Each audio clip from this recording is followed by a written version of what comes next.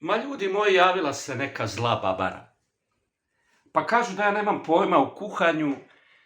Gledajte, nemam. Ja nisam nikakav profesionalni kuhar.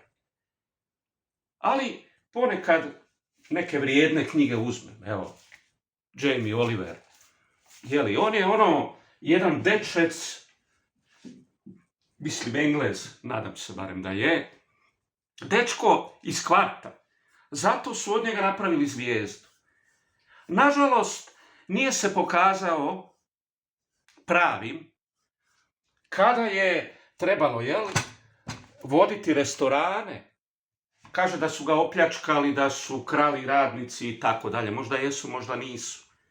Ali je još uvijek neobično popularan sa svojim TV emisijama. Jednostavno ima nešto magnetsko u njemu, zbog čega i dan danas zarađuje pare na tim svojim TV emisijama, a pogotovo je para zaradio gospodin kojeg u Americi zovu Bourdain, a on je rekao da je Bourdain francuskog podrijetla, da mu je otac Francuz i da on inzistira da ga se zove Bourdain.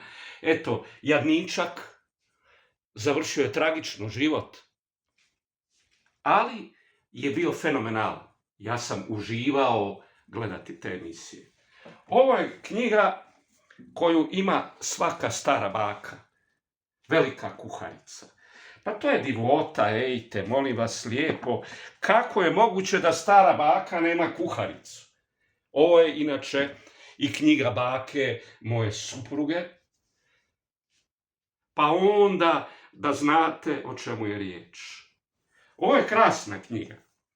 Enciklopedija bilja, mirođija, začina, pa onda gledate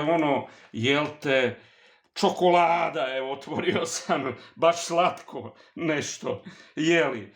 Pa, znate, sve moguće bilje, pa fotografije, pa, evo, voćne kaše, sirupi, čudesa, cvijeće u kuhinji. Jeste li ikad čuli vi da se cvijeće koristi za kuhanje, jel? Kiselo, vrhnje jogurta, dakle, sve se maslac, evo, radite sami doma, ako vam se da, stolni umaci, preljevi i tako dalje. Dakle, uvijek je u prvom planu su razni, ta naše domaće bilje od kojeg se može napraviti čudo. Zato kažem, nemojte drobiti gluposti. Nisam ja nikakav profesionalni kuhar, niti imam ambicija to biti. Ali želim malo skromne hrane, sirotinske hrane vama predstaviti, pa da svi zajedno živimo svoje male, skromne životiće.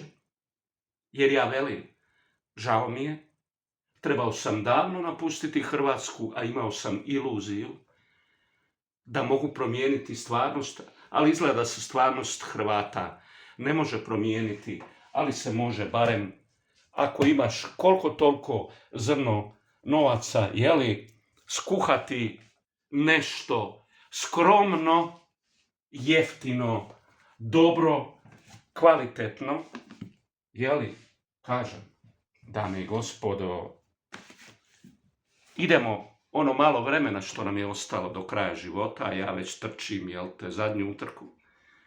Idemo, dakle, uživati i pri tome voditi računa o zdravom životu, jer dok smo bili mladi živjeli smo svakako i nezdravo, a sad, ćemo živjeti zdravo, kvalitetno, lijepo i, koristit ćemo se kuharicama da znamo ono što ne znamo.